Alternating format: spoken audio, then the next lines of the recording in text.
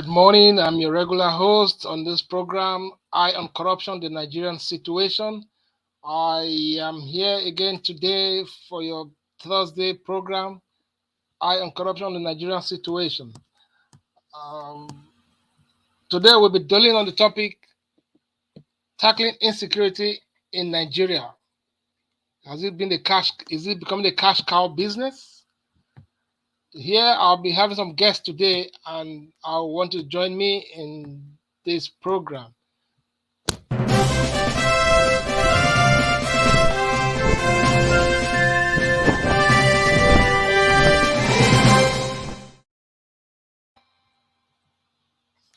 Morning once again. I am your regular host, Jude Hizefor Okale. I am here for the program Tackling Insecurity in Nigeria by the Government has become a cash cow. Do you agree with this? This is a program we air on this station under the auspices of the Global Coalition for Security and Democracy in Nigeria, GCSDN, and we're reaching it from multiple social media platforms, YouTube, Twitter, and of course our website. I am here today to discuss this issue and to collaborate with a number of other persons. Like and share these videos. If you believe in the project Nigeria and you are interested in making it for us, for our children and our children's children, I welcome you to this program.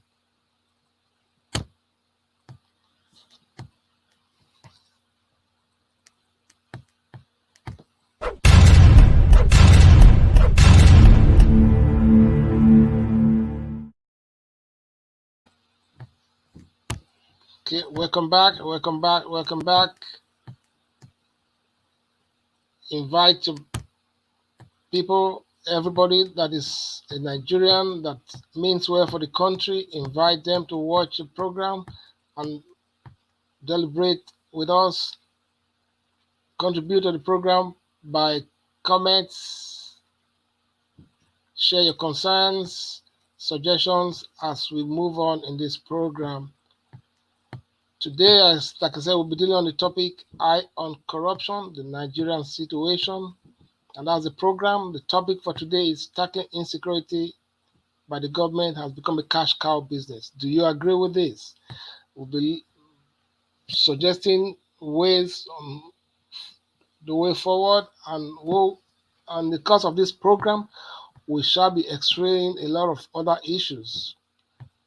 In the interim, I want you to have a look at our various projects that we normally carry out from time to time under the auspices of the Global Coalition for Democracy and Nigeria.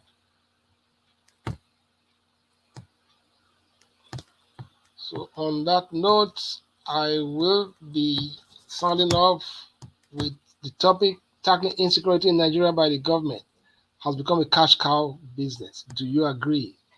Now, the term cash cow was first coined by the management guru Peter F. Drucker in the mid-60s, where he used it to refer to a line of business or products with a large market share in a stagnant or declining economy, where the operators can make huge profits with little or no further maintenance or reinvestment.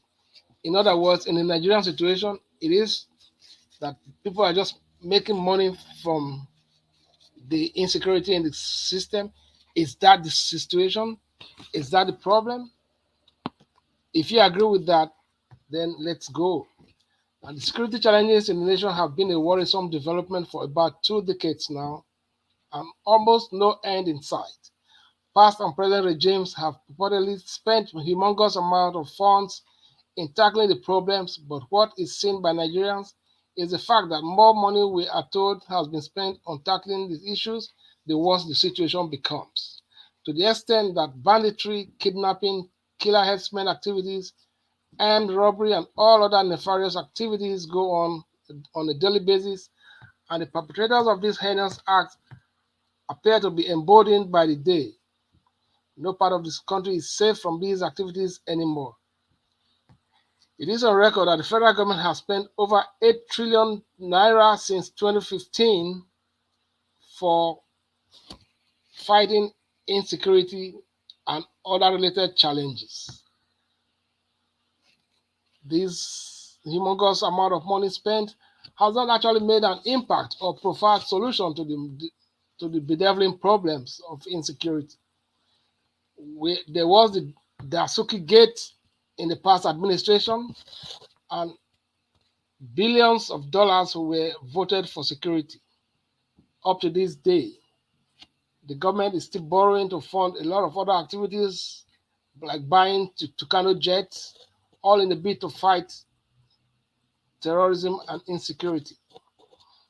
Most of this money have been spent over the past decades, but there is no result that can be seen as positive in the lives of the citizens in terms of tackling security and insecurity and insurgency. What do you say about this? What is your take on this? Is it that there are stakeholders making money from this humongous spending on security that has not actually made a positive impact on the lives of the citizen? Is it that the leadership is not doing enough in terms of allocating resources? Or is it that these resources are being diverted for personal gains at the detriment of the society? Have anybody been brought to book for not acting as it should be? Looking at the amount of money that has been spent, has anybody been made to account for the humongous funds, bearing the fact that no positive results are being recorded as it affects the lives of the citizen? These and other issues we shall be unraveling today in the course of this program. In recent times, there has been attacks on government establishments, and bandits come out to on videos that they are being aided by people in power or wealthy people or people who are popular in the society. What are we to say about this? Do we believe this, that there are stakeholders profiting from this unfortunate situation in our country? These and other things we need to unravel today.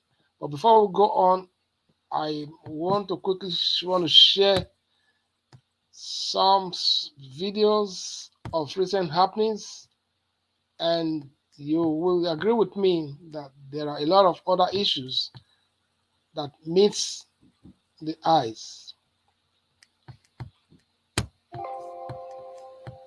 Let us look at the video that I'm going to play right now, and as we do that, we'll be welcoming our guests in the moment, any moment from now.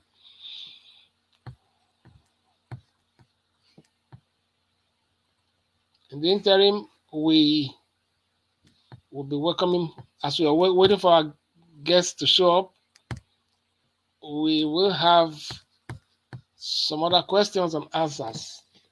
I will be looking for answers from our viewers. Share your comments, ask your questions, and they will be answered in the manner they come.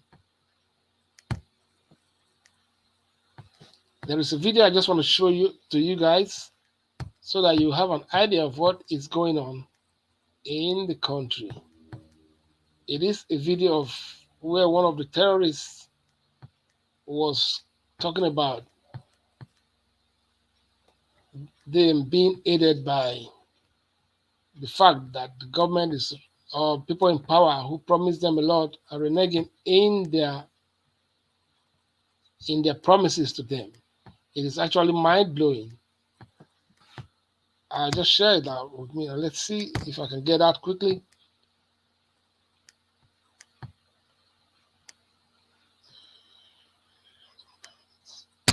Okay.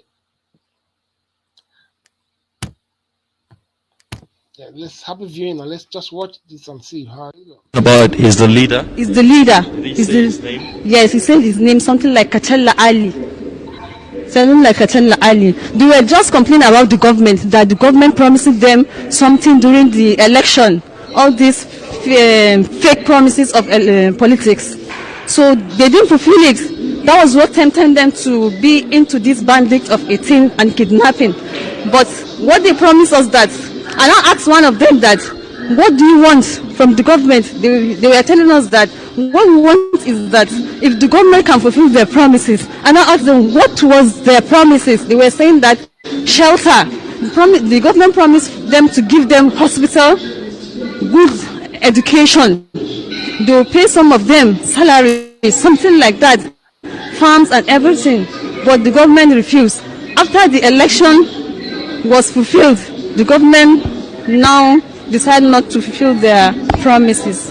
That was what they've been saying. It's government. So, 7 days in the bush. How were you faring? What were you eating? What were you drinking? We've been drinking dirty water.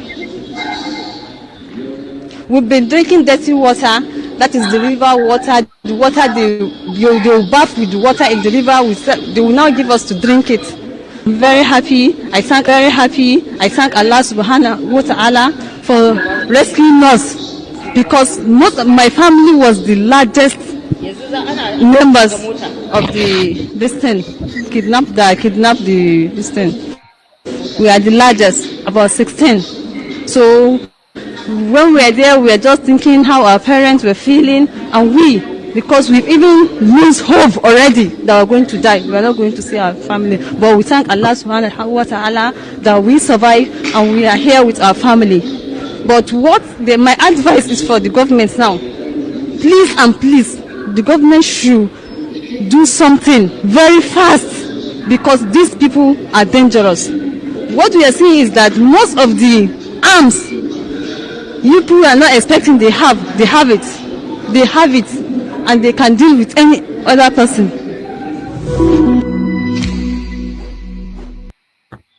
You just heard what happened. These people were kidnapped during the train attack incident, and at the end of it, they were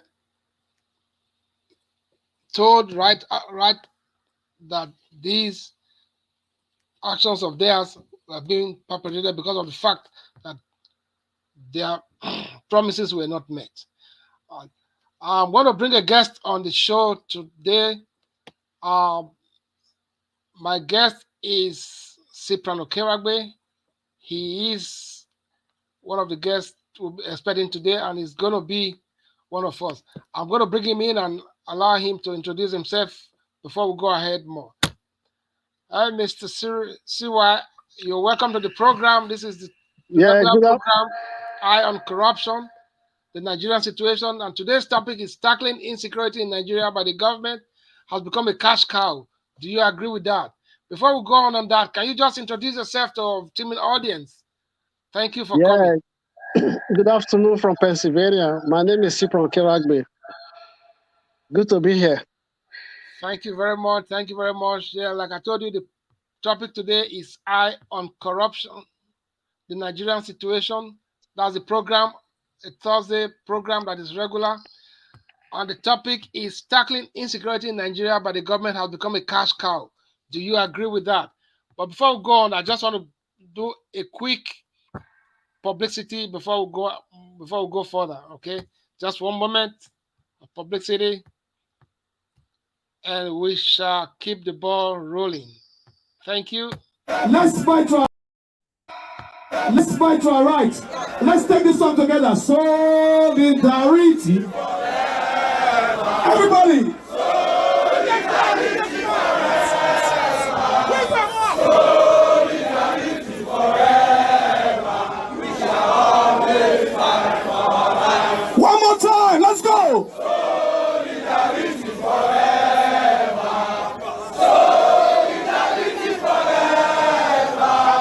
Solidarity forever. We shall always fight for our life. Thank you very much. Thank you very much.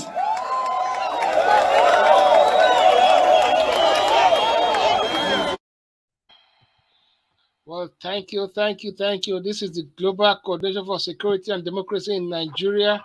We are reaching you live from multiple social media platforms, and that includes Facebook, Twitter, and of course our website. You can share and like these videos, and from time to time, make your contributions to our programs as we relay problems and attempt to provide solutions to determine problems in our country, Nigeria. Okay, Mr. Cyprian Okeragwe, you are welcome to the program. And yeah, the topic is tackling insecurity in Nigeria has become a cash cow business. With there are a lot of a lot of things have happened in recent times that attest to the fact that humongous amount of money has been spent on security and tackling insurgency in the nation. As at today, over 8 trillion naira has been spent since 2015 on security and other related issues. This is a huge amount of money that one cannot overlook. Are there stakeholders making money from this unfortunate situation in the country? How was this problem of insecurity and banditry created in the first place? What can we do to remedy this situation? If there are people profiting from this, what has the government been able to identify this? Has the government been able to bring anyone to book? The perpetrators of this crime are always seen in some fora with government officials and highly placed persons in the society with taking photographs and selfies. Why has nobody been brought to book concerning all this? Is there something that is going on that we do not know? Mr. Cyprian, can you just throw more light on what you have to say about this situation before we go ahead? Yes, what I will have to say about this security in Nigeria is very worrisome, no doubt about that. And again, what I believe that the government of the day or the government that have been on the day since 2015, they are using security as an avenue to enrich their personal pockets. And they know when it comes to security, a serious nation is not supposed to argue about any cash voted for security. But in Nigeria's case, any money that is voted for security, they've used security as excuse to loot the treasury of Nigeria. It has been a very big problem. But they know what to do. If they are really serious, they know how to solve the security problem. But because of the money involved, they are insincere to themselves and insincere to Nigeria in general. So I believe if we want to wait on this government to fight or to make this insecurity problem solved in Nigeria, I think it's going to wait for a long, long, long time. So my own suggestion, if I was given an opportunity to suggest to the federal government, I would say that the security should be like even if you privatize it, it's still going to be like still among them. So individual, like the way we all have generator in our houses, so also everybody should try and put security around his or her own self, because leaving it for the government is going to be like no results. It has always been like that from time immemorial. So it's a very big challenge. Only God knows how it can be solved. It's a very, very big concern. People can no longer travel from roads we used to travel back home in the early 90s. You cannot even dare pass that road now. So it's a big problem. And the government is not even ready to solve it because they are making a whole lot of money from there. So it's a big challenge. It's going to be like a collective effort from individuals, both home and abroad, to put heads together to see how we can suggest to the government how this insecurity can be solved.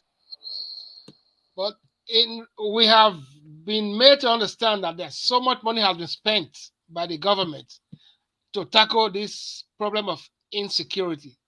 To that end, I will show you a slide right now. To that end, the budgetary allocation to the Nigerian Army, Navy, and Air Force put together from 2015 to date is the screen I just showed you on. Yeah.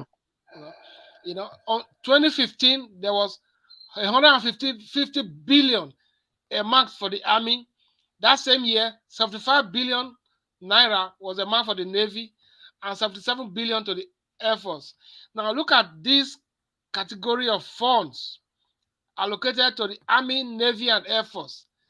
Besides this amount, on a yearly basis, look at how much was allocated.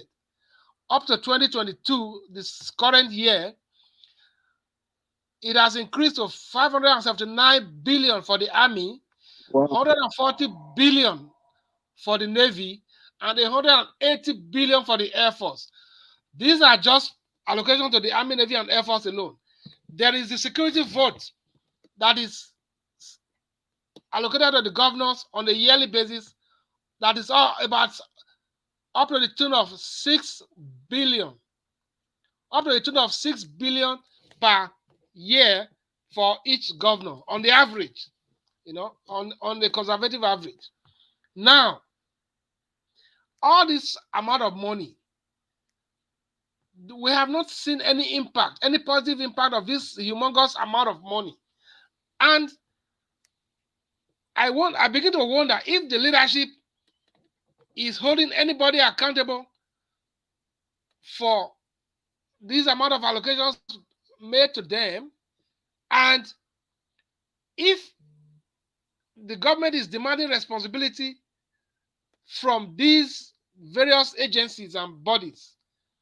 I am sure there would have been enough of accountability on this part of these people to say, okay, this is what we have done with the money, and this is the result we have achieved.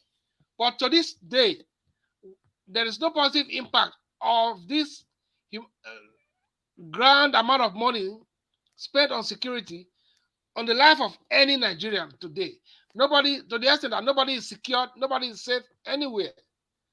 What do we do to tackle this problem so that these people will be accountable for all this money spent? In recent times, so much was spent on acquiring Tucano fighter jets from the US. What impact has this made in tackling the security problem? Is it that these monies are being diverted, or part of them are being diverted by the stakeholders, those that are in charge of this? Otherwise, we shouldn't be having a situation like this. What is your take on that? There is no doubt that the money is being diverted. That is a very obvious part. And again, nobody is being arrested or is being held responsible for all this diversion of cash, because they know quite well that they use the money to stain all the parties that would have even speak for the masses. If the army general now can give, if once the allocation is approved, they know how to share it among themselves. Whoever would have questioned the transparency of how the money was disbursed, they would have even involved him by giving him some share of the money. So at the end of the day, it's the common corporal, the sergeant, the army fighting the Boko Haram. Those are the ones that are suffering, that is facing the suffering. And again, why people are not being persecuted for diverting money? Because it's a circle. They know who will persecute them. So what they would do is to involve them in the sharing formula. Then they will partake from the sharing formula. So in that, if you are partaking from the sharing formula, you cannot come back to come and say you want to come and arrest whoever is not doing what you're supposed to do. So it's a very dirty system. They know themselves. Not until they tell themselves, yes, we have made this country enough. Let's move forward. Let's develop this country. Enough of looting, enough of just personal pockets. It's going to be difficult. It's a very complex situation when it comes to sharing, not using allocation money to do exactly what is meant to use it for. So it's a very complex situation. I think it's the only thing we can do is to pray for God's intervention, because it's a cabal that they know how to share it among themselves. So it's a very terrible situation. Um, It's not even only the security aspect of it, the money that was allocated to security, other money that were even allocated to infrastructure, allocated to health, education. It's still all the same. So it's a very complex situation. It's a sorry state that Nigeria has found herself. okay. Yeah. From the first video I showed to the audience, there was this the lady that was released that escaped from the from the captivity of the hoodlums. She categorically said one of the leader, somebody Kachara, mentioned the name, the leader categorically made it known to them that they are doing this because of the government. That the government, those in power, whom said the government, promised them a lot of things, but when they got the power, they reneged their promises to them. And that is why they are doing all this. So it goes to support the saying that politicians, people in government, have a hand in what is going on in the country as far as insecurity of lives and property is concerned. But if they are part of the problem, are you sure they will be willing to provide genuine solution to solving the problems? That is another issue. Now, I'll just play a video. A high-ranking managing director of the agricultural bank was kidnapped during the train attack last week, and he was just recently released after paying about 100 million naira. Mm. You will, I'll show. I'll just show. Now let's watch it together and see what happens. But, sorry, this is in Hausa language. But Yeah.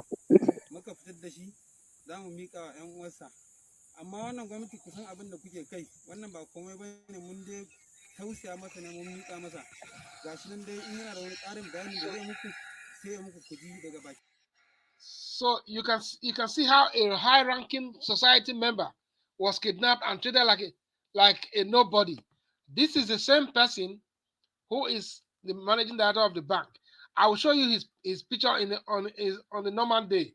I'll share a picture of his on a normal day. You will be so surprised that this is going on, and it's so annoying that something like this goes on in our society. And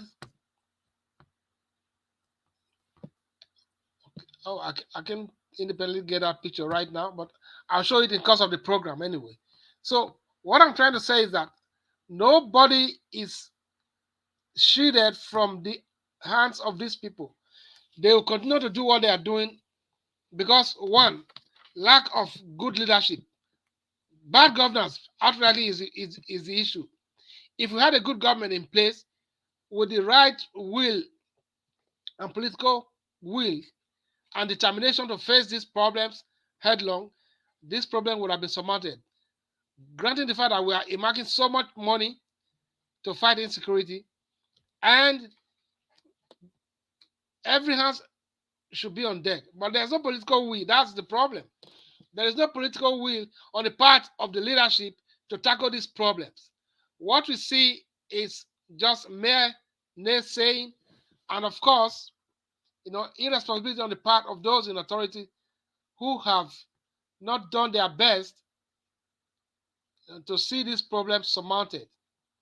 Now, with respect of killings and even attack to government establishments, it now boils down to the fact that no one is safe anymore. What can we be doing now as concerned citizens of the nation, to be able to tackle this irresponsibility? Now that the election is around the corner in 2022, we see all kinds of people coming up to solicit the hands of people to support them in the leadership position in 2023. Do you think many of these people can be trusted to the extent that people will now support them to achieve their political aims?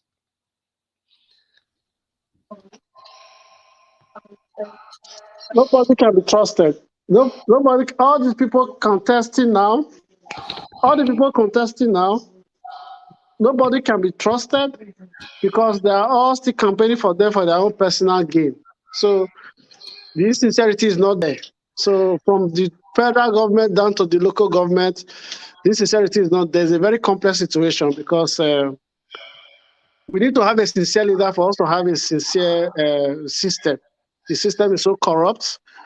Those that are contesting now, they are doing it for their personal gain. Those that are campaigning for them, they're also campaigning them for their own personal gain. So it's a very terrible and complex system that we have in Nigeria.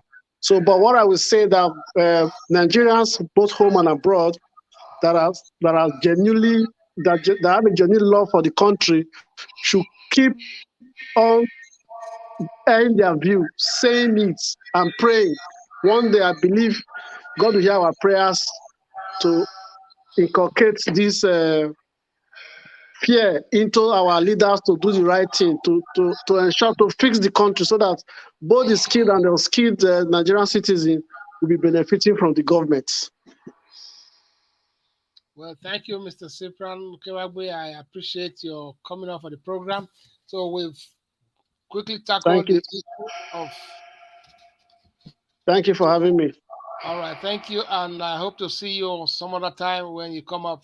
Hope we do hope that when you invite you, you come up and make your contributions and suggestions. So Yeah, why not? I will. right now, go into the comment section and see if there are comments and suggestions for us to answer. Reach us out on Facebook, Twitter, and of course through our website, and we will be glad to answer your questions and answer. This program is a 30 minutes program, but we can. I just want to let you know that we are engaged in so many charity charity efforts in Nigeria as part of our activities.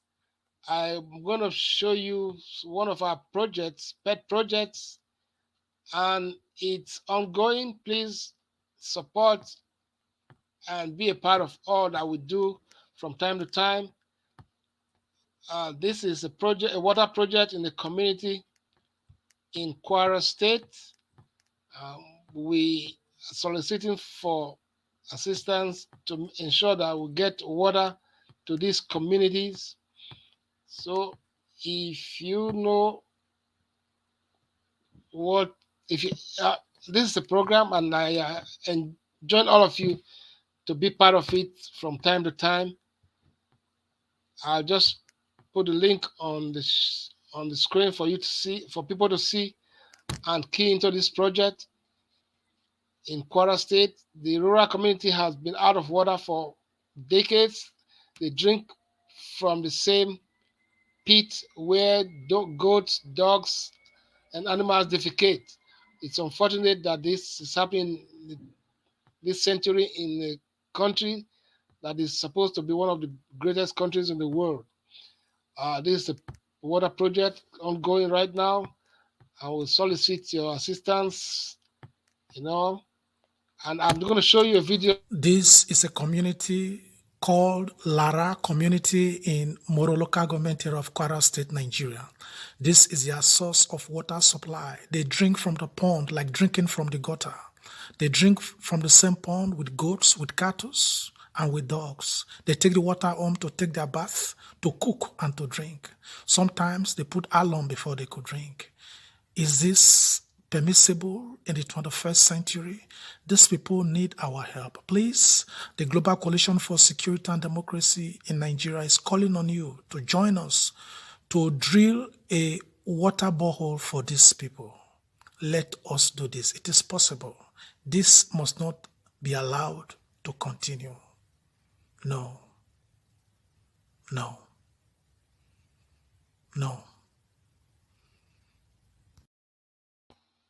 Thank you very much. Thank you very much. The program is Eye on Corruption, the Nigerian Situation, your weekly program reaching you every Thursday at 7 p.m. Nigerian time. And you are welcome to make your contributions to this program, share, like, and subscribe to our YouTube channels and other social media platforms where we reach you from. Uh, the question today was tackling insecurity in Nigeria by the government has become a cash cow. Do you agree? Share, reach us and make up your suggestions, comments, concerns concerning these programs. I will respond to your comments and suggestions. Thank you very much. Uh, Before we go, I just want to share another video of an army abandoned, purportedly abandoned in the bush. You know, where there are a lot of stories concerning that, but what I am saying is that with the amount of money earmarked for Army, Navy, and the Air Force in Nigeria over time, no army deserves to be treated in this way. And I've suffered a lot. I'm trying to save my life. I'm only the one in the bush. The remaining soldiers have run, leave me. God help me. God protect my life. well, ladies and gentlemen, this is where we draw the curtain for today's program. I remain yours truly, Jude Ehizefa Ohale, your host of this regular program that comes to you every Thursday at 7 p.m. Nigerian time. I am yours truly, and I hope to see you again. Thank you, and have a good time.